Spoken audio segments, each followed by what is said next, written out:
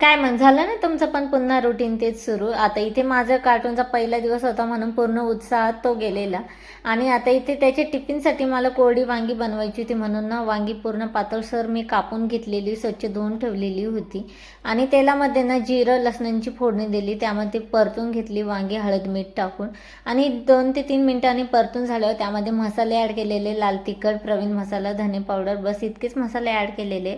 आणि नंतर थोडंसं अजून 1 ते 2 मिनटं परतून झाल्यावर त्यामध्ये कोथिंबीर, टोमॅटो आणि शेंगदाण्याचं कूट ॲड केलेला. माझ्या लक्षातच आलं नाही की मी स्टार्टिंगला टोमॅटो ॲड केलं नाही, नंतर टोमॅटो ॲड केलं ना अजून परतून घेतलेला. काही होत नाही, वांग्यासोबत टोमॅटो पण नरम होऊन जातात.